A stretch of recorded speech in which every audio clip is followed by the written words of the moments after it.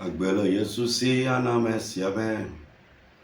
Agbelo Yesusi anamesi amen. Agbelo walasi anamesi amen. Agbelo Yesusi anamesi amen. Amekaredi anawo. Weseko anawo. Yehowa anawo. Agbelo Yesusi anamesi amen. Agbelo walasi anamesi amen. Agbelo Yesusi anamesi amen. Amen. Le point de la 21e ou bien 20e, je pense bien, 20e veillée de prière de ce jeudi 29 janvier 2026. Le thème de base, la délivrance du péché et de la mort est l'accès à la vie éternelle en Jésus-Christ. Je reprends. La délivrance du péché et de la mort est l'accès à la vie éternelle en Jésus-Christ. Pour ne pas dire le salut. Alléluia. Donc le thème, c'est la définition du salut. Nous nous sommes basés sur plusieurs passages bibliques. Nous sommes basés sur le premier verset biblique, Jean 3, verset 16. Car Dieu a tant aimé le monde qu'il a donné son Fils unique, afin que quiconque croit en lui ne périsse point, mais qu'il ait la vie éternelle. Praise the Lord. Un autre verset biblique, Jean 14, verset 6. Jésus lui dit, je suis le chemin, la vérité et la vie. Nul ne vient au Père que par moi. Quand nous lisons Acte 4, verset 12, il n'y a de salut en aucun autre, car il n'y a sous le ciel aucun autre qui ait été donné parmi les hommes par lequel nous devions être sauvés. Alléluia. Donc à travers ces quelques passages bibliques, quelques versets, nous avons fait une petite exhortation développée en 6 points. Le premier point, c'est le fondement du salut.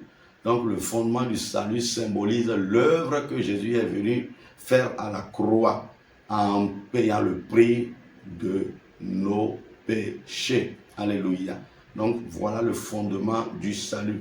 Après cela, nous avons également parlé du moyen du salut. C'est par quel moyen on obtient le salut. Il faut comprendre que c'est par le moyen de la foi que vous êtes sauvés.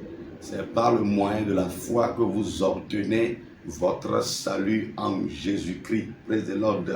Maintenant, le troisième point, la nature du salut. La nature, quelle est la nature du salut quand on parle du salut?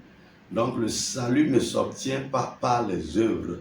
Donc, il faut comprendre que le salut est un don gratuit de l'Éternel ou bien de Dieu. Nature du salut, don gratuit de Dieu. On ne travaille pas pour être sauvé, on ne fait pas du bien. On ne fait pas du bien aux autres pour être sauvé. Non, ce ne sont pas par les œuvres, mais c'est par la grâce. Praise the Lord. Le quatrième point, quel est l'impact du salut? Quelqu'un qui est sauvé, qu'est-ce que cela produit? Ça produit la réconciliation entre ce dernier et Dieu le Père. Voilà l'impact du salut. Maintenant, la dimension temporelle du salut. Il faut comprendre que le salut vous accorde une libération du péché, de la mort dans le présent comme ça, mais vous donne en même temps l'espérance de la vie éternelle dans le futur, après la mort. Praise the Lord.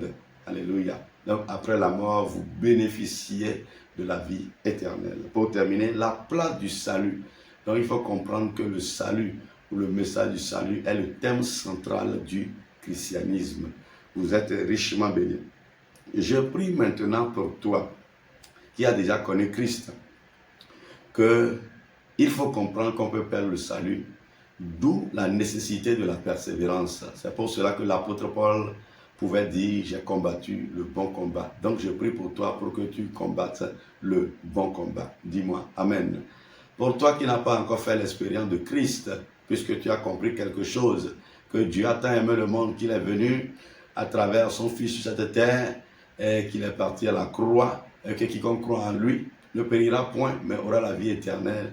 Il faut comprendre, premièrement, que tu es né pécheur et que tu as besoin de la vie Jésus pour ne pas périr.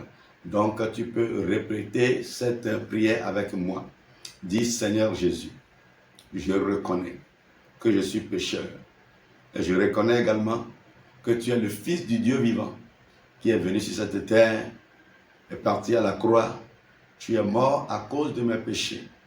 À partir de maintenant, je fais de toi mon Seigneur et mon Sauveur personnel.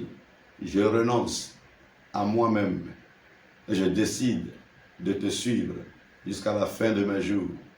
Amen. Tu es richement béni. Quand une âme se convertit comme ça, il y a une grande joie au ciel. Tu es richement béni. Amen.